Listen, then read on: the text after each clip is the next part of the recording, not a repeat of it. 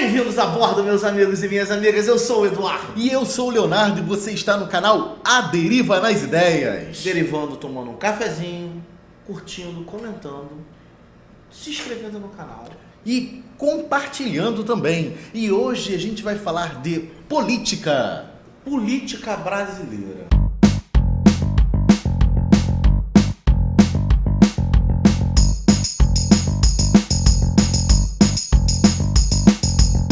A gente é tio de história. Então é óbvio que a gente vai fazer a história da política brasileira. Isso aí, gente. A gente vai comentar dos partidos políticos do Império até a Primeira República. Nesse que é o primeiro de 3 vídeos que a gente vai fazer nessa sequência. Café. Era Vargas e redemocratização, depois ditadura e redemocratização. Vai ser mais ou menos essa divisão. Isso. A gente ainda não fez os outros 2 roteiros, tá? Por isso que tem um. Então, o gente, primeiro roteiro tá pronto. o primeiro roteiro tá pronto. Mas É isso a gente aí. tem que começar da Primeira República, do primeiro reinado. Por quê? O primeiro reinado é onde começou a política no Brasil. Essa é Brasil. Porque a gente tá falando sobre a política. Mas não era Brasil. É. Tinha política, mas não era Brasil. Não era Brasil colônia ainda. portuguesa. Exatamente. A gente tá falando do Brasil independente, 1822 em diante. Só que o que acontece? Não era Brasil ainda, mas já tínhamos o quê? O jeitinho brasileiro. O jeitinho brasileiro, ele nasce assim, ó, amalgamado. Nesse momento surge um partido português chamado o Partido dos Marotos. Né? Daí você já vê que o que vem negócio é isso? ladeira abaixo. Já tá denunciando. Como diz o ditado, daqui pra frente é só pra trás. Gente, É aquela velha história. Qual o maior erro de português que existe no Brasil? Foi Ai. 1500 quando o Cabral chegou. gente, eu sempre falo, eu sou muito contra o jeitinho brasileiro. Por quê? O jeitinho brasileiro, muitas vezes, é uma coisa que incentiva a fazer errado. Esse é o problema. O jeitinho brasileiro, se ele fosse a gambiarra, se ele fosse um improviso, tá ótimo. Esse jeitinho eu adoro. O problema é a corrupção. A substituição do errado, do certo pelo errado, que eu sou contra. Exato. A E questão é muitas vezes o jeitinho brasileiro se toma esse sentido, e é isso que eu sou contra. Eu também sou contra a parte da corrupção. Agora, a gambiarra é um jeitinho brasileiro. Eu sou um gambiarreiro, eu adoro gambiarra. Infelizmente a minha casa tem algumas gambiarras que se tornam permanentes que eu não Exatamente. gosto. É genética nossa. Não, Meu pai era assim. E eu me vendia falando pro meu marido, não, eu odeio gambiarra. Na minha casa tem um monte de gambiarra. Eu não minto, eu já falei pra minha esposa desde o início, eu sou o rei da gambiarra. Não, e pior que eu sou bom de gambiarra, apesar de odiar gambiarra. Sangue, pô, papai era gambiarreiro pra caralho. Não, pior que, cara, eu sou contra gambiarra, mas eu sou muito bom em A fazer gente gambiarra. tá na genética. Mas, a voltando ao nosso gambiarra na tema, política brasileira não era bem essa, porque a nossa primeira gambiarra foi a nossa Constituição, que ela foi feita toda uma carta constitucional, e aí Dom Pedro falou, não gostei, jogou fora e fez outra, né? Uma jabuticaba maravilhosa. Explicando a expressão jabuticaba no resto do mundo, eles não chamam de jabuticaba, eles chamam de Brazilian Belly. Brazilian Belly? Eu não conhecia isso, olha. Que uma é coisa que eu não frutinha sabia. brasileira, que só tem na região do Brasil. É uma fruta muito nossa, particular nossa, jabuticaba. Por isso que a gente fala, a jabuticaba é o bagulho que é só nosso. E na Constituição de 1823, a Constituição da Mandioca, ela tem uma jabuticaba maravilhosa e uma merda de jabuticaba que tá cagando o nosso presente até hoje, que é o famoso poder moderador. Poder moderador. Que perdurou também até o segundo reinado. Não, que Porém, até hoje, há juristas, não é seu Ives Gandra, que evocam a necessidade de um poder moderador Nossa. para regular a harmonia entre os o poderes. que seria um poder moderador, gente? O poder moderador seria um quarto poder que iria estar junto com o poder legislativo, executivo e judiciário, que são os 3 poderes. Sendo que mas esse seria moderador quarto tá, ó, acima. que seria acima de todos, ele poderia derrubar todo mundo e mandar em tudo. É uma deturpação de tudo. É uma anomalia. É uma bizarrice. É uma jabuticaba! Mas quem seriam os destaques aqui desse primeiro período, de 1822 até 1831, que é José Bonifácio e Joaquim Gonçalves Ledo. E esses tiraram do Partido Brasileiro, né? O Partido Brasileiro, que seria Bizarrice de você ter que ter um partido para defender o Brasil no Brasil, né? O Partido Brasileiro, que seria o Partido do Brasil. Aí o que acontece? Deu ruim, Pedrinho olhou para um lado, olhou para o outro, falou... Fala assim, eu quero voltar para Portugal, vou garantir. Deu ruim. Vou garantir meu troninho lá. Me voou a terrinha. Aí deixou o filho dele, que tinha quantos anos, Eduardo? Tinha 7. 7, 6 anos. Era um rapazote. Era um infante. Era um infante. Aí ele foi lá pra Portugal, onde lá ele é Dom Pedro V, né? Ele é primeiro aqui, quinto lá, e lá ele nunca foi rei. Porque ele tinha abdicado ao trono em favor da filha. Mas ele luta lá, apoia e tal, e consegue colocar a filha dele no trono. Por sinal, quando eu estive lá no Palácio de Queluz, a história dele lá é contada com muita pompa. A galera lá tem muito respeito por Dom Pedro I aqui, que é quinto lá. Mas o ponto fundamental é que Pedrinho se foi. Deixando o filho aqui, e nesse período uma criança, literalmente uma criança não pode assumir como imperador. E aí quando o rei, o imperador não pode assumir, entra no lugar um regente. E teve vários momentos, mas a gente não vai entrar no período da regência, a gente vai falar sobre a questão dos partidos. A gente vai falar, teve a regência una, depois teve a regência trina, depois teve a... Não. Até porque, na moral, essa é a parte mais chata da história. Eu nem acho tão chato, mas a gente não vai entrar nesse período. A gente vai falar dos partidos. Primeiro teve partido, vamos falar do partido moderado. Não, me permita que esse nome é muito bom. O Partido dos Moderados ou Chimangos. Chimangos é muito bom, gente. Tinha que... Chimango parece o nome de bloco de carnaval. Vamos falar bloco dos Chimangos. Que são os moderados. Mas também tinha o Partido Liberal ou Farroupilhas. Essa galera já era mais ligada ao pessoal lá do sul. Tanto que fica até hoje, né? Farroupilhas lá. Revolta de Farroupilhas e tal. Eles eram bem federalistas, queriam uma liberdade muito maior, o fim da república, o fim da monarquia, os caramba. Tinha um nome importante, né? O Feijó era um Farroupilha, né? Que acabou sendo um dos regentes, Feijó e tal. E tinha os restauradores, que também tem um nome muito bom. Que eram os... Caramurus. Os Caramurus. Essa galerinha da regência vai brigar aqui, brigar ali, brigar lá, e eles vão chegar à conclusão que, olha, a gente precisa mesmo do rei. Pegaram o Dom Pedro, que ainda era um infante, um moleque, calça curta, emanciparam o menino. Com ele com 14 anos, e ele chegou a assumir, né, ele virou imperador com 15, porque nesse período, né, ele acabou completando 15 anos. Mas o golpe da maioridade foi com ele 14 anos. Botaram o menino no trono, legitimaram o poder e entramos no segundo reinado. Isso aí, gente. Essa Pedrinho, é a já com 14 anos, que na verdade com 15, assumiu o poder e ficou até sua velhice. A gente tem que lembrar que um governo, seja ele de qual formato for, ele é tão forte quanto os apoios que ele tem. E nesse momento, Dom Pedro II, ele tem esse elemento de benesse, de elogio que tem que se dar a ele conseguiu acomodar os interesses dessa elite cafeicultora muito bem.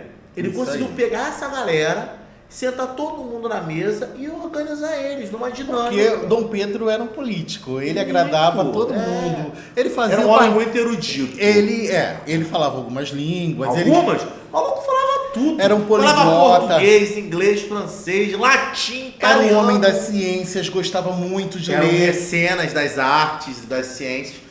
Curiosidade, sabia que ele foi o primeiro cara a usar o telefone público? Isso aí. Graham-Bell, na Feira Mundial, nos Estados Unidos, quando foi apresentar o telefone, do outro lado da linha estava Dom Pedro II e escutou o que Graham-Bell consideraria a saudação ideal para se falar ao telefone. Yahoi! Yahoi. Não era alô. As primeiras linhas de telefones do mundo foram instaladas ligando São Cristóvão, Petrópolis e Santa Cruz. Isso aí. Santa Cruz, gente. Santa Cruz. Isso aí. Estamos aqui perto da Fazenda Imperial de Santa Cruz. Inclusive, vale a visita. Quem quiser conhecer, é um lugar muito bonito. Isso aí, Só gente. tem que desviar das bolas. Nesse momento, a gente teve alguns partidos. Aí tinha o Partido dos Conservadores, ou Saquaremas. Teve também os partidos liberais, ou Luzias. Vai entender, né? Luzias, liberais ou Luzias, não sei porquê. E também teve o Partido dos Republicanos que queria, né, que acabasse a jamais pro monarquia. finalzinho e tal, que foi fundado em 1870, era também o né? partido que combatia a escravidão, era o partido dos abolicionistas. E aí é aquela coisa, né? O segundo reinado, ele é marcado basicamente por duas coisas: café e escravidão. É o auge da escravidão e é o auge do café. Curiosamente, né? Os dois andam juntos. O grande problema desse processo todo é que o Brasil não evoluiu nada. Nessa mesma época que a gente estava vivendo, esse período de estabilidade exportando café, estava tendo revolução na Inglaterra, revolução industrial, o mundo estava se mudando.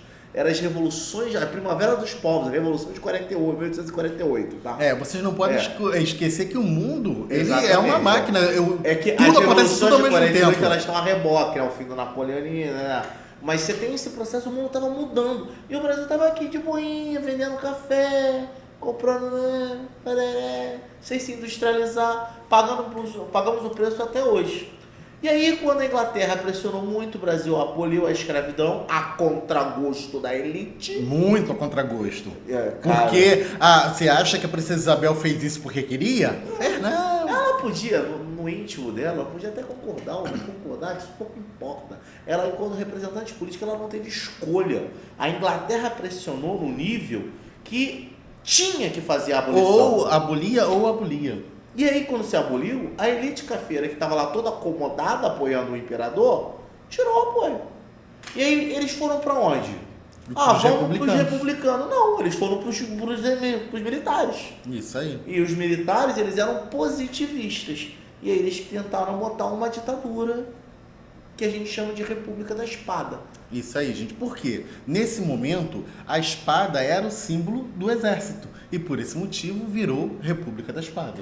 Primeiro presidente, Deodoro da Fonseca, né?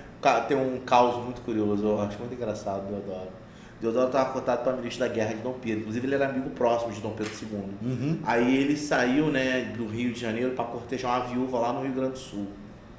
A viúva tinha morrido, né? Ele era viúvo também. Aí ele foi lá cortejar a viuvinha para ver se ele arrumava um casamento bom, viúva nova, viúva rica. Aí ele chegou lá e ele perdeu a viúva, porque um outro maluco chegou primeiro e papou a mulher. Aí ele voltou puto aqui pro Rio que tinha perdido a mulher. Quando chegou aqui, ele descobriu que o Dom Pedro tinha nomeado um outro maluco para ministro da Guerra porque ele não estava aqui para defender o cargo dele. Meu Deus! Aí ele ficou tão puto que ele falou: então quer saber que eu vou derrubar esse governo? Aí ele passou a apoiar a galera que ia dar o golpe republicano, como é chamado oficialmente, o nome é golpe republicano. Proclamação da República. A proclamação é somente um termo utilizado para golpe. Para suavizar. E entendam isso, tá, gente? Só tem nome pejorativo se dá errado ou depois que acaba. É igual a ditadura de 64 a 85. A gente chama de ditadura. Na época, como é que era o nome? Revolução. Isso aí.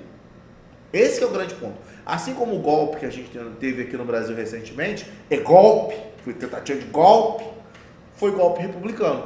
E aí com esse golpe republicano, Deodoro se tornou presidente, não deu muito certo, fez merda pra caramba, caiu e aí veio outro maluco. Floriano.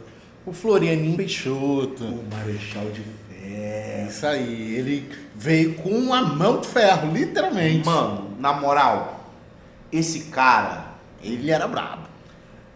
Foi na base da violência, foi dedo e gritaria, foi na ignorância. E aí ele meio que consolidou o bagulho. Aí ele consolidou a República no Brasil. Uma vez que a República estava consolidada, a elite cafeira, que foi quem financiou, falou: ok, beleza, agora devolve o poder aqui, porque o poder é nosso. Isso aí. E os militares entregaram de fato o poder porque eles sempre foram os pau-mandados da elite. Isso aí. E entra um período chamado República do Café com Leite. Por que República do Café com Leite? Porque é o período entre Minas e São Paulo ficaram alternando o poder. Muito mais São Paulo, que representa o café, do que Minas, do que o leite. Porque não é leite com café, café com leite. É igual eu gosto. É café picado. Isso aí. Na verdade, eu prefiro café puro, mas tudo bem.